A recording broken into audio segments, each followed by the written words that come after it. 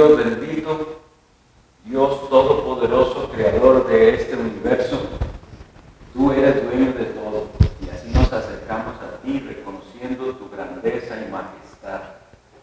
Y te alabamos por tu mucha misericordia, que no nos dejaste en completa ignorancia, en error de oscuridad, sino que enviaste tu luz, Jesucristo tu Hijo, Él es la luz, y queremos conocerlo.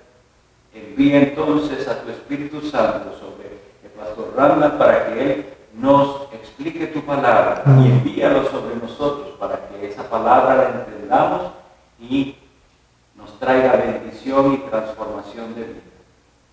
Gracias por cada uno de los que has traído esta noche. En el nombre de Jesucristo. Amén. Amén.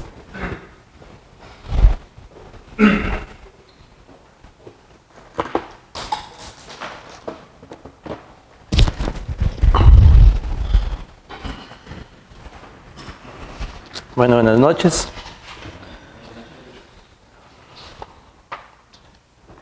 Muy bien, la semana anterior entonces concluimos con lo que fue el estudio sobre el bautismo.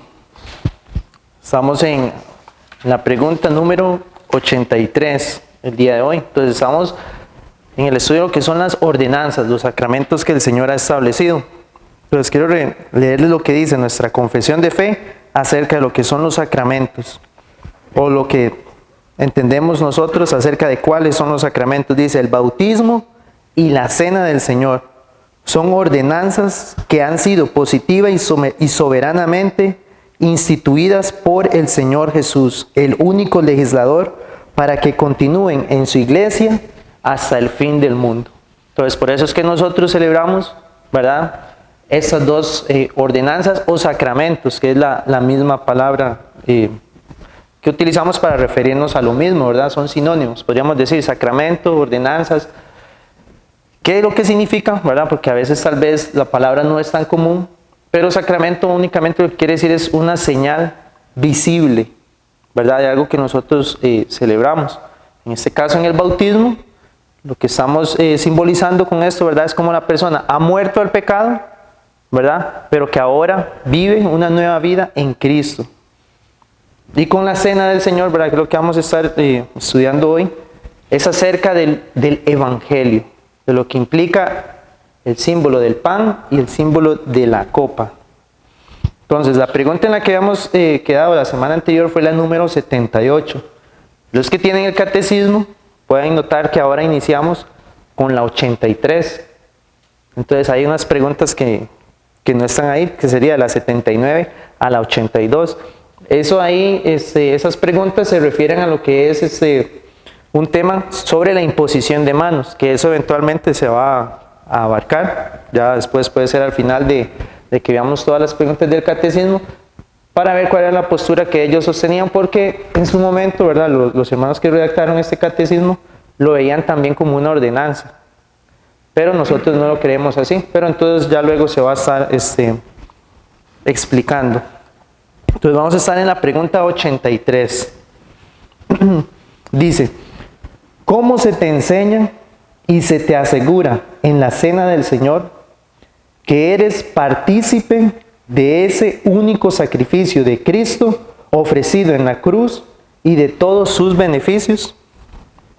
Esa es la pregunta. Entonces la respuesta dice: porque Cristo me ha mandado a mí y a todos los fieles. Y eso es algo importante antes de continuar, que veamos cómo esta pregunta se hace de manera individual, ¿verdad? Que cada uno de nosotros podamos aplicar lo que ahora vamos a ver como respuesta. Dice: porque Cristo me ha mandado a mí y a todos los fieles comer de este pan partido y beber de esta copa, repartidos en memoria de Él, a lo cual se añade esta promesa. En primer lugar, que su cuerpo fue partido y ofrecido por mí en la cruz, y su sangre fue derramada por mí. Tan cierto como que veo con mis ojos el pan del Señor que es partido por mí y la copa que me es compartida. En segundo lugar, que mi alma es alimentada para vida eterna con su cuerpo, que fue crucificado por mí, y con su sangre que fue derramada por mí. tan cierto como que recibo y saboreo el pan y el vino con la boca de mi cuerpo, símbolos del cuerpo y la sangre de nuestro Señor Jesús, recibimos de la mano del ministro. Entonces, tal vez si algunos han visto en algún momento, ¿verdad? Cuando dan, más que todo en Semana Santa, ¿verdad? Acerca de películas de la vida del Señor Jesús, ¿verdad? Que se basan en los evangelios. El día que Él, ¿verdad? Va a ser arrestado y va a sufrir todo ¿verdad? El juicio y luego la crucifixión, presentan lo que es y lo llaman la última cena, ¿verdad? Esa imagen donde Él está con sus discípulos. Ok, recordemos que eso era en ese momento, la fecha en la cual lo celebraban ellos estaba relacionada al Éxodo, cuando ellos cuando son libertados de Egipto, ¿verdad? Que Dios les da las ordenanzas de cómo ellos debían celebrar la Pascua, se llamaba, ¿verdad? Entonces en esa misma fecha es que ellos, que el Señor instituyó lo que es la cena del Señor. ¿Por qué nosotros decimos que Él lo instituyó en ese momento? Porque luego nosotros vemos que en el relato, ¿verdad? De los evangelios y del libro de los Hechos, no vemos que se hable acerca de que los discípulos están celebrando la Pascua, sino que ellos dice que compartían el pan. Y luego Pablo también en las epístolas nos habla, ¿verdad? Que cuando se reúnen a celebrar este memorial del Señor. Entonces fue instituido en esa misma fecha, pero es distinto a lo que ellos celebraban. Hay algo muy parecido, ¿verdad? Porque si recordamos lo que ellos sacrificaban durante la Pascua, ¿verdad? Era un cordero. Tenían que llenar los marcos de la puerta, ¿verdad? Con sangre, que eso, ¿verdad? Dios les había dicho que cuando iba a pasar su juicio sobre la tierra de Egipto, aquellos que tuvieran esa marca iban a ser librados y no iba a haber ningún muerto. Pero en todas las demás casas de Egipto, ¿verdad? Murieron todos los primogénitos. Entonces ahí Dios venía revelando algo que Él iba a hacer, ¿verdad? En cuanto a la salvación de su pueblo, que fue establecido ahí en la Pascua. Que luego nosotros en la cena del Señor, que es lo que acabamos de leer, es lo que a lo que el Señor nos apunta. Entonces, entendemos que era una celebración entonces de la liberación de Egipto, pero que es diferente en lo que el Señor ya instituye en la cena. El día que Él dice, bueno, y vamos a leerlo en este momento. Vamos a buscar en Mateo 26 y en el versículo 27.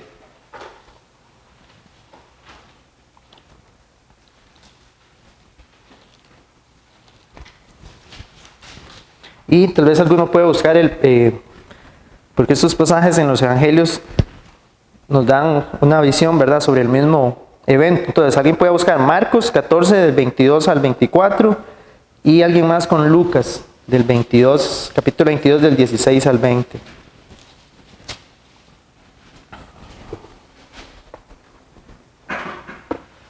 Ok, les leo el pasaje en Mateo 26. Entonces, como el pastor decía al inicio, nosotros, ¿verdad?, estas preguntas que fueron hechas en su momento, ¿verdad?, para instruir al pueblo, cada respuesta está basada en la Escritura, ¿verdad? No es que nosotros vamos a suponerlo, no, sino que lo vemos respaldado. Esto que yo leí en estos versículos de la Escritura. Entonces, Mateo 26, del 27 al 28, dice así: y mientras comían, tomó Jesús el pan, y bendijo, y lo partió, y dio a sus discípulos, y dijo: tomad, comed, esto es mi cuerpo. Y tomando la copa, y habiendo dado gracias, les dio, diciendo: bebed de ella todos. Y el versículo 28, porque esto es mi sangre del nuevo pacto, que por muchos es derramada para remisión de los pecados. Ahora, alguno que pueda leer Marcos 14, del 22 al 23. Ok, Pastor Alex. Y mientras comían, Jesús tomó pan y bendijo, y lo partió y les dio, diciendo: tomad, esto es mi cuerpo. Y tomando la copa, y habiendo dado gracias, les dio, y bebieron de ella todos, y les dijo: esto es mi sangre del nuevo pacto, que por muchos es derramada. Amén. Y ahora el Evangelio Lucas, en el capítulo 22. Daniel, por favor. A partir del 16. 22:16. Porque os digo que no la comeré más hasta que se cumpla en el reino de Dios. Y habiendo tomado la copa, dio gracias y dijo: tomad esto y repartidlo entre vosotros, porque os digo que no beberé más del fruto de la vid hasta que el reino de Dios venga. Y tomó el pan y dio gracias y lo partió y les dio diciendo: esto es mi cuerpo que por vosotros es dado. Haced esto en memoria de mí. De igual manera, después que hubo cenado, tomó la copa diciendo: esta copa es el nuevo pacto en mi sangre que por vosotros se derrama. Hasta el 20, ajá. Amén.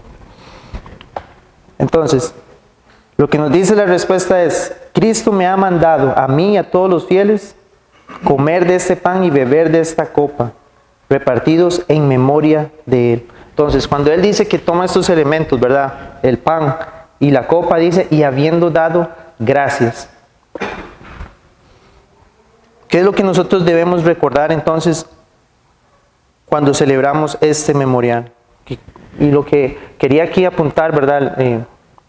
Los traductores es: ¿cómo este sacrificio el creyente debe recordar y apuntar eso hacia lo que Cristo hizo sobre la salvación, sobre la liberación de su pueblo? En este caso, acerca de la liberación de nuestros pecados. Entonces, que el creyente pueda decir que que ese pan que simbolizaba el cuerpo de Cristo, que fue partido por los pecados de su pueblo, que pueda decir que ahí estaban representados mis pecados. Y que asimismo esa copa, que simbolizaba la sangre de Cristo, fue entonces también derramada por mis pecados. Entonces eso apunta a esa salvación, pero también la segunda parte, que no solamente dar gracias por la salvación, sino también de cómo ahora, por ese medio de gracia, ¿verdad? Esa ordenanza, como les decía, mi alma es bendecida por medio de esa ordenanza que nosotros celebramos. ¿Por qué? Porque entendemos que esto Dios lo ha establecido, y vamos a leerlo en 1 Corintios 10, 16. 1 Corintios 10.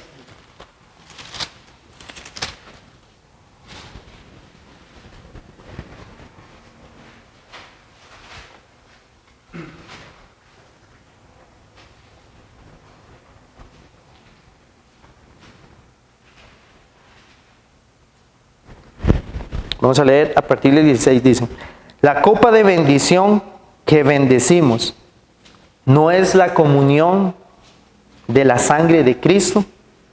El pan que partimos, ¿no es la comunión del cuerpo de Cristo? Y el versículo 17: siendo uno solo el pan, nosotros, con ser muchos, somos un cuerpo, pues todos participamos de aquel mismo pan. Entonces él le dice a la iglesia en Corintios, ¿verdad? Que todos participamos del mismo pan. Pero vean que también él, como llama a la cena aquí, vemos que dice la comunión. Por eso en algunos lugares se le llama así, también a la cena del Señor, la comunión. La copa de bendición que bendecimos no es la comunión de la sangre de Cristo. Y el pan que partimos no es la comunión del cuerpo de Cristo. Entonces está esa, y esa es la palabra que se refiere acerca de la comunión que debe haber en la iglesia, y en este caso con Cristo. Que cuando lo celebramos, entonces estamos participando del cuerpo y de la sangre de Cristo. Entonces eso es lo que trae bendición al creyente. Entonces aquí nosotros podemos tener una aplicación, ¿verdad? Cada uno de nosotros, porque esto es una ordenanza que el Señor ha dejado a su iglesia. Entonces, si yo hoy puedo decir, ¿verdad?, que Cristo me ha salvado, que ese sacrificio, ¿verdad?, que este memorial apunta, estoy yo participando de esto que el Señor ha mandado, ¿verdad? Estoy unido a una iglesia en la cual se pueda celebrar bíblicamente esa ordenanza, porque primeramente refleja, ¿verdad?, el entendimiento del Evangelio, y segundo, de la bendición que es prometida a través de este medio de gracia para el creyente. Por eso es importante que nosotros podamos, en obediencia a este mandato, celebrar la cena del Señor, recordando entonces que apunta a la salvación que Él había librado. Y aquí mismo en el capítulo 11, en el versículo 23 nos dice: porque yo recibí del Señor lo que también os he enseñado, que el Señor Jesús, la noche que fue entregado, tomó pan, y nuevamente, y habiendo dado gracias, lo partió y dijo: tomad, comed, esto es mi cuerpo, que por vosotros es partido. Haced esto en memoria de mí. Asimismo tomó también la copa después de haber cenado, diciendo: esta copa es el nuevo pacto en mi sangre. Haced esto todas las veces que la bebiereis en memoria de mí. Dice: así pues, todas las veces que comiereis este pan y bebiereis esta copa, la muerte del Señor anunciáis hasta que Él venga. Entonces, vamos a ver más adelante que esto es algo que Dios ha mandado cuando la iglesia es reunida. Celebrar este memorial. Y debemos celebrarlo, y por eso es un sacramento, porque al momento en que recibimos el pan y tomamos la copa, es de manera visible lo que Cristo hizo en el Evangelio. Por causa de nosotros, al recibir sobre su cuerpo nuestros pecados, y dice que es el nuevo pacto establecido en su sangre. Que nosotros entendemos que este nuevo pacto, ¿verdad?, es una obra que Dios ha hecho por completo, en el cual, por lo que Cristo realizó, el creyente, al estar unido a Él, entonces goza de esta salvación. Pero debemos hacerlo entonces cada vez que nos reunimos en su nombre, como iglesia, en el día del Señor. La pregunta 84 dice: ¿qué significa comer el cuerpo de Cristo? Dice: no solo es recibir todos los sufrimientos y muerte de Cristo con una confianza segura del alma, obteniendo así el perdón de los pecados y la vida eterna, sino también ser unidos cada vez más a su cuerpo sagrado por medio del Espíritu Santo, puesto que Él habita tanto en Cristo como en nosotros. De modo que aunque Cristo está en el cielo y nosotros en la tierra, aún así somos carne de su carne y hueso de sus huesos. Y así como todos los miembros del cuerpo son vivificados por una sola alma, también somos vivificados y guiados por uno y el mismo Espíritu. Entonces vamos a ver que esto lo que apunta es a esa cercanía. La cena del Señor nos debe llevar a nosotros a entender esa cercanía con la cual el creyente hoy tiene con Cristo. Es una unión que vamos a ver ahorita en los pasajes, a lo cual nos apunta. Por eso es importante, ¿verdad? Creyentes, si tenemos este entendimiento, ¿cuánto vamos a anhelar nosotros estar unidos cada vez más a Cristo? Y por medio de la cena, ¿verdad?, es una de las bendiciones que tenemos. Entonces vamos a leer varios pasajes en el Evangelio según Juan, capítulo 6. Y vamos a leer del versículo, o son varios, Juan 6 a partir del 35.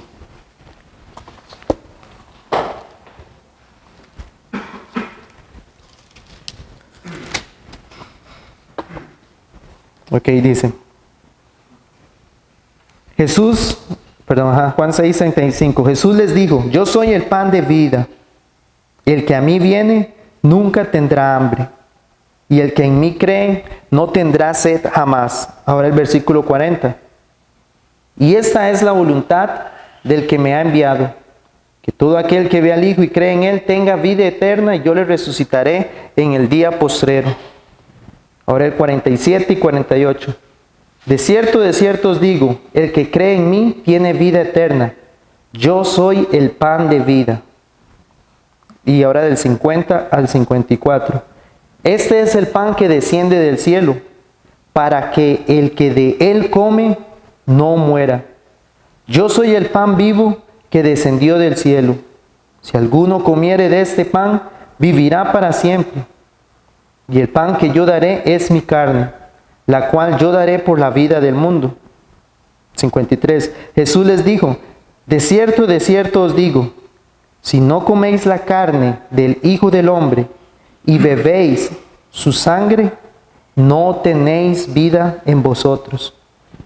El que come mi carne y bebe mi sangre tiene vida eterna, y yo le resucitaré en el día postrero.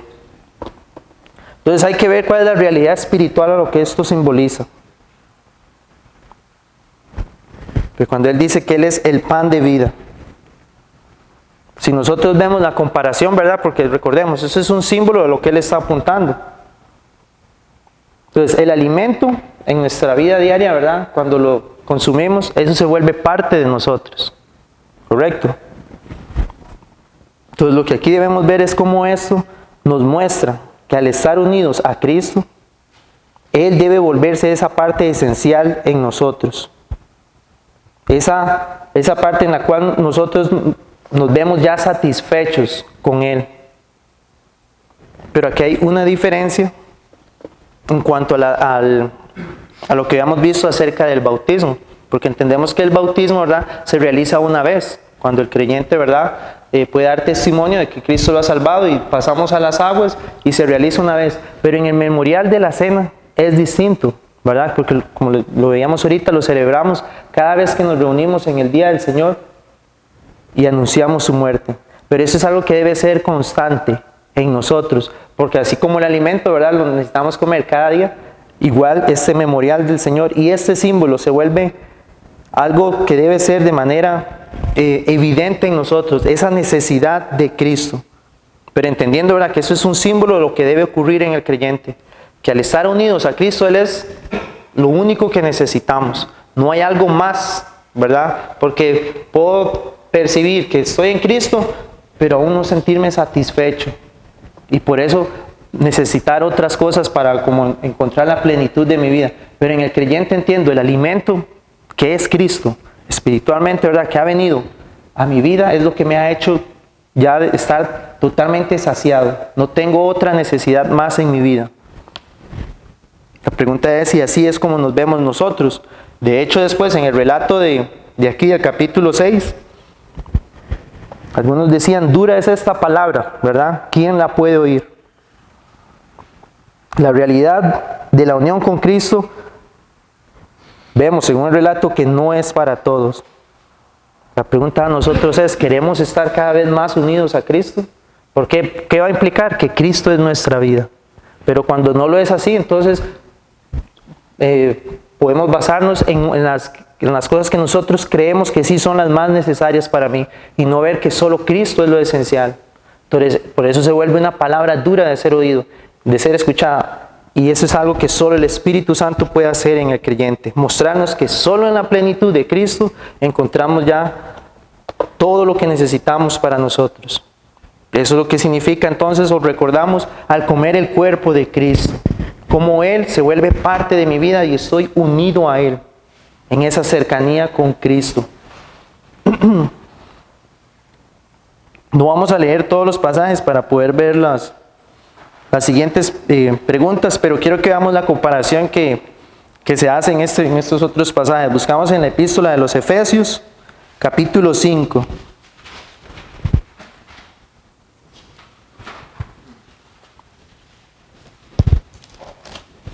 Y del 29 al 32.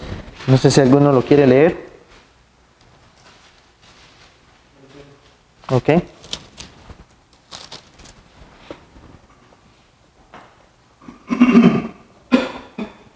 Porque nada aborreció jamás a su propia carne, sino que la sustenta y la cuida, como también Cristo a la iglesia. Porque somos miembros de su cuerpo, de su carne y de sus huesos. Por esto dejará el hombre a su padre y a su madre y se unirá a su mujer, y los dos serán una sola carne. Grande es este misterio, mas yo digo esto respecto de Cristo y de la iglesia.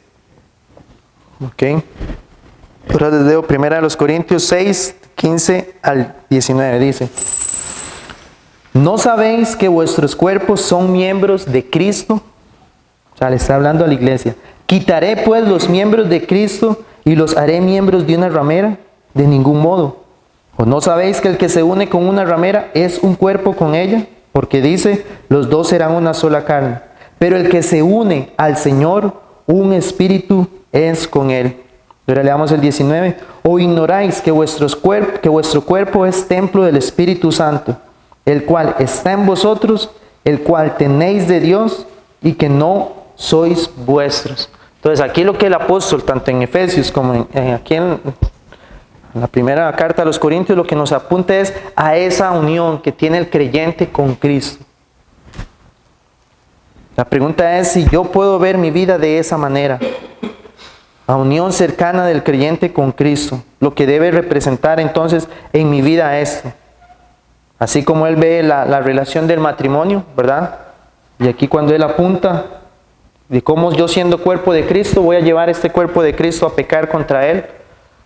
Entonces recordar que al participar de, como dice, de comer del cuerpo de Cristo, debo recordar, estoy unido a Él. Por eso ese examen tan importante, ¿verdad? Cuando vamos a celebrar la cena del Señor, a examinarnos nosotros mismos, recordando, ¿verdad? Cómo el cuerpo, si yo soy parte del cuerpo de Cristo, ¿cómo voy a andar pecando contra Él, que es mi Señor? ¿Verdad? Muy bien, vamos a la pregunta 85. Dice, ¿dónde ha prometido Cristo que Él dará su cuerpo para que sea comido y su sangre para que sea bebida? Tan cierto como ellos comen este pan partido y beben esta copa. O sea, ¿dónde Cristo prometió esto? La respuesta dice, en la institución de la cena, cuyas palabras son, nuestro Señor Jesucristo, la noche que fue entregado, tomó pan y habiendo dado gracias, lo partió y dijo, y habiendo dado gracias, lo partió y dijo, tomad, comed, esto es mi cuerpo que por vosotros es partido.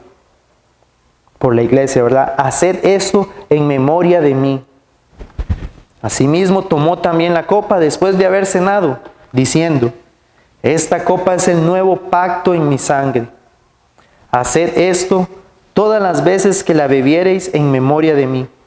Así, pues, todas las veces que comiereis este pan y bebiereis esta copa, la muerte del Señor anunciáis hasta que Él venga. Entonces lo debemos tener claro. El Señor el día, la noche, ¿verdad? Como dice acá, que Él fue entregado, ahí fue donde Él prometió que Él iba a entregar su cuerpo por nosotros. Y esto lo escuchamos ¿cuándo? Cada vez que celebramos la cena del Señor. Por eso es importante, ¿verdad?, que el creyente tenga claro lo que esto implica. No acercarme a la mesa del Señor sin ese entendimiento correcto de lo que implica celebrar la cena. Porque eso nos va a llevar ¿a qué? A recordar el Evangelio. Lo que Cristo hizo de forma visible a través del pan y de la copa. Que nos debe recordar que su cuerpo fue partido por nosotros y que su sangre fue derramada para remisión de nuestros pecados.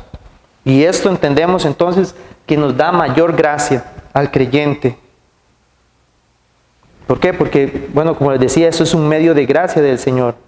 Nos lleva a ser edificados espiritualmente, al meditar en estas verdades que el Señor prometió en su cena. Y esto es repetido por por el apóstol Pablo, donde él dice, la copa de bendición que bendecimos no es la participación, o es la comunión, dice, no es la participación en la sangre de Cristo.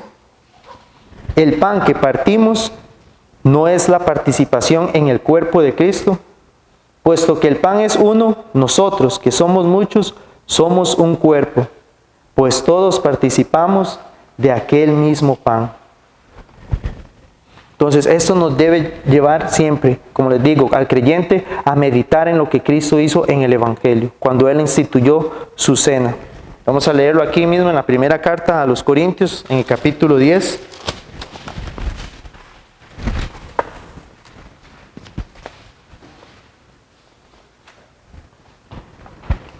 Muy bien, bueno, este es el que estábamos leyendo. La copa de bendición que bendecimos no es la comunión de la sangre de Cristo. Y el pan que partimos no es la comunión del cuerpo de Cristo. Entonces lo vemos que Él lo instituyó en su cena. Ahí donde tenemos que tener presente que ahí fue donde Él prometió que iba a dar su cuerpo para que sea comido y su sangre para que fuera bebida. Ahora, la pregunta 86 nos dice, entonces, puesto que esto fue lo que Él dijo, ¿verdad?, que iba a ocurrir, dice, ¿se transforma el pan y el vino en el cuerpo mismo y la sangre misma de Cristo? ¿Verdad? Dice, ¿eso es lo que ocurre en la cena?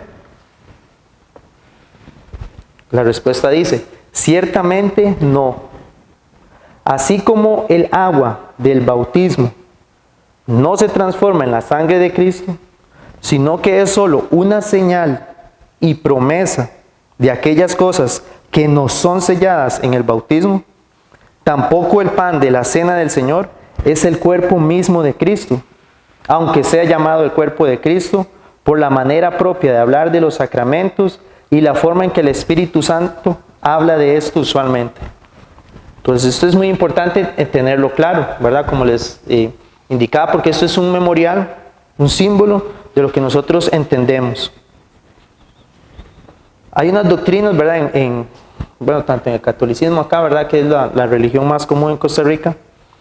Pero también en el pasado el entendimiento de esto fue lo que hizo que existiera que no hubiera una unidad en cuanto a lo que fue el movimiento de la Reforma. Hoy en día la Iglesia Católica, ¿verdad? Cuando celebra lo que es, como ellos llaman, ¿verdad? La Eucaristía, que eso, creo que anteriormente, bueno, no recuerdo si fue aquí, pero el pastor había explicado que esa palabra lo que significa es una acción de gracias, que es lo que leíamos ahora en los Evangelios, los primeros versículos que dice, y habiendo dado gracias, lo partió. Esa palabra es Eucaristía, una acción de gracias. Entonces ellos lo que entienden es que literalmente, ¿verdad? Cuando el sacerdote toma el pan y la copa, ellos lo llaman la transustanciación, que ahí en ese momento esos elementos se convierten en el cuerpo de Cristo realmente y en su sangre. Y bueno, ahorita lo vamos a ver más adelante, y ellos ofrecen a Cristo otra vez como un sacrificio.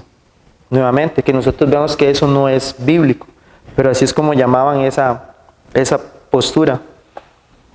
Algunos, ¿verdad? Más bien se fueron al otro lado y decían, no, eso es solamente, ahí no ocurre nada, es solamente para representar el cuerpo y la sangre, pero no tiene ninguna validez, solamente a lo que representa.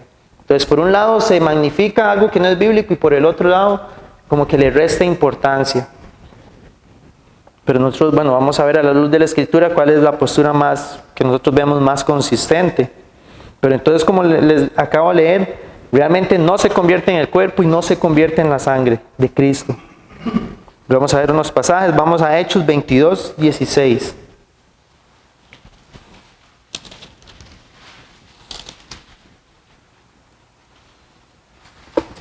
Aquí vamos a hacer una comparación con respecto a lo que ocurre el bautismo, ¿verdad? Como decía la respuesta. Dice, ahora pues, ¿por qué te detienes? Levántate y bautízate y lava tus pecados, invocando su nombre. Ese es el relato, ¿verdad? De cuando Pablo fue salvo, ¿verdad? Y cuando llegó un hombre que se llamaba Ananías y lo bautizó. Entonces él dice, ahora pues, Pablo, ¿por qué te detienes? Levántate y bautízate y lava tus pecados. Entonces, nos está enseñando este pasaje que cuando Pablo se bautizara, ahí se iban a lavar sus pecados por medio de esa agua. Realmente no, ¿verdad? Ese no es lo que habíamos estudiado la semana anterior, no es lo que apunta la enseñanza del bautismo, sino que el bautismo muestra lo que ocurrió internamente, ¿verdad? Nuestros pecados fueron lavados por la sangre de Cristo. Él nos perdonó, nos limpió, y damos testimonio al mundo al bautizarnos, ¿verdad? De lo que ocurrió externamente. Pero no es que el agua se convirtió en la sangre de Cristo y que al sumergirme ella me limpió. No sé si eso está claro, porque es lo mismo que ocurre con la cena del Señor. Creo que ese pasaje nos va a ayudar. Primera carta de Pedro, capítulo 3 y versículo 21.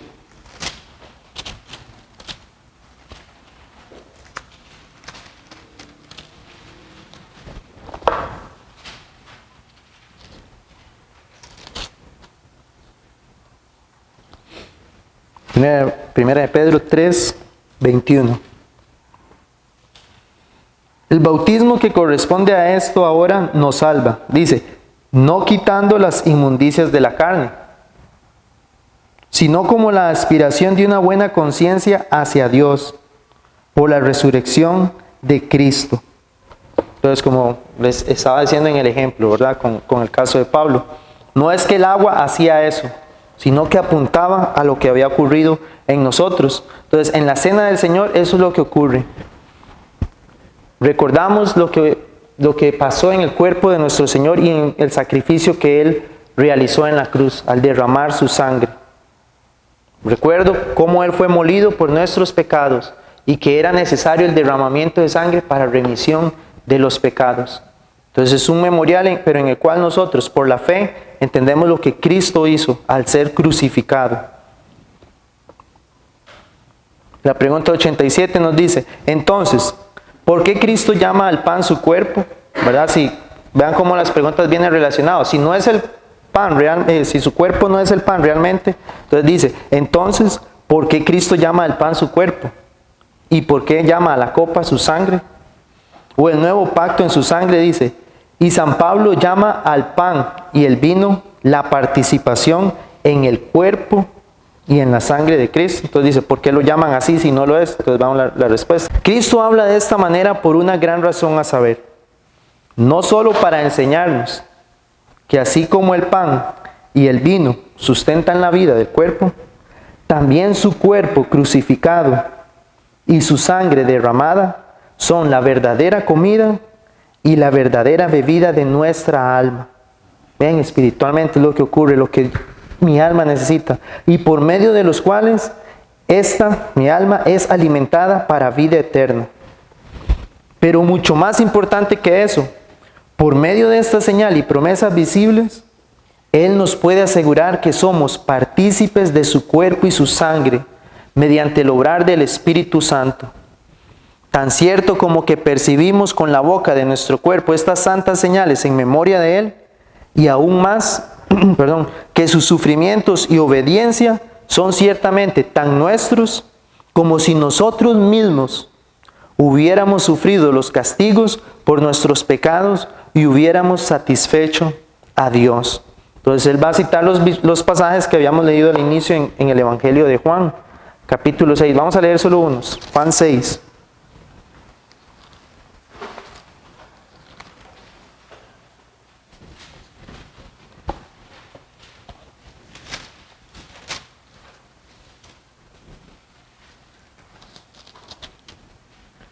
Que el versículo 51 dice, yo soy el pan vivo que descendió del cielo.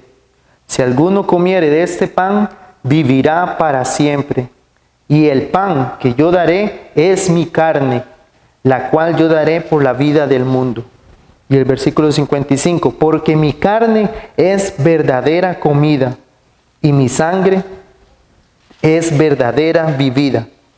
56, el que come mi carne y bebe mi sangre, en mí permanece y yo en él. ¿Estamos nosotros permaneciendo en Cristo? Esa podría ser la pregunta. Como dice el versículo 56, el que come mi carne y bebe mi sangre, en mí permanece. Debe haber entonces nuevamente esa cercanía con Cristo, que es apuntada a través de este memorial de la cena. Cuando cada uno como iglesia de Cristo, como cuerpo de Cristo, tomamos ese pan y esa copa, estamos diciendo, estamos unidos permaneciendo en Cristo, en lo que Él hizo para rescatarnos. La pregunta es si tengo ese entendimiento y primeramente si he creído que ese sacrificio fue por mis pecados, que como vemos Él es la verdadera comida, lo que realmente nuestro ser, nuestra vida necesita. Si no es así, bueno, primero si es creyente, ¿verdad? Debemos rogar al Señor a decir, Dios, ayúdame a entender cada vez más esa unión que yo tengo contigo. Porque eso nos va a ayudar entonces a no pecar con el Señor, sino ser conscientes, ¿verdad? De lo que implica estar unido a Cristo. Y si no es así, rogar al Señor, decir, Dios, ayúdame para ver a Cristo en Él, que ahí está todo lo que yo necesito para mi vida. Y recordar por medio de esta ordenanza lo que implicó su sacrificio en la cruz. La pregunta 88 dice, ¿qué diferencia hay entre la cena del Señor y la misa papista? Aquí es importante tener esto presente. Los hermanos llamaban a lo que hoy nosotros llamamos el catolicismo, ellos no lo llamaban católicos, porque el entendimiento nuestro, ¿verdad? Es que y en la confesión lo vemos, católico nos referimos a la iglesia de Cristo universal. Entonces, si ellos decían católico en ese momento, se estaban refiriendo a todos los creyentes. Entonces, ellos apuntaban más bien y lo llamaban de esta forma, la misa papista. Que es lo que les decía ahora, que los que creen que el cuerpo es literal, perdón, que el pan es el cuerpo de Cristo literal y la sangre es, y la copa, perdón, es la sangre de Cristo literal, ¿verdad? Entonces él dice, entonces ¿cuál es la diferencia entre la cena del Señor y la misa papista? Y él les explica, dice, la cena del Señor nos da testimonio de que tenemos un perdón perfecto de todos nuestros pecados por causa de ese único sacrificio de Cristo. De ese único sacrificio de Cristo que Él mismo ofreció suficientemente en la cruz una vez y para siempre. Esa es la diferencia, una vez y para siempre. También nos testifica que por medio de la fe estamos injertados en Cristo, quien ahora, según su naturaleza humana, está únicamente en el cielo a la diestra de su Padre, y allí será adorado por nosotros. Eso es lo que entendemos. Cristo está a la diestra del Padre y Él fue sacrificado una vez y para siempre. Y por la fe estamos unidos a Él. Dice, pero en la misa se niega que los vivos y los muertos tengan perdón de pecados por el único sufrimiento de Cristo, a menos que Él también sea ofrecido diariamente en lugar de ellos por parte de sus sacrificadores, o sea, por parte del sacerdote. Dice, además, en la misa se enseña que Cristo está corporalmente presente en forma de pan y vino, y que por lo tanto debe ser adorado en estos. Así que el fundamento mismo de la misa no es más que una completa negación de ese único sacrificio y sufrimiento de Cristo, dice, y es una idolatría maldita. Realmente cuando él usa estas palabras, o sea, son las palabras más correctas porque están tomando el sacrificio de Cristo, como les decía, ¿verdad?, que fue suficiente una vez realizado por su pueblo, y están diciendo, eso es necesario hacerlo cada día. Cada vez que ellos, ¿verdad?, lo celebran, tienen que nuevamente tomar a Cristo en sus manos, ¿verdad?, en la forma en que ellos lo invocan, creer que ahí está Cristo en esos elementos y que esos elementos sean adorados, porque es Cristo, ¿verdad?, para ellos. Entonces dicen, entonces esto tiene que ser adorado como Dios y nuevamente sacrificarlo. Pero eso es totalmente contrario a lo que nosotros entendemos de la Escritura. Leamos en Hebreos 7:27.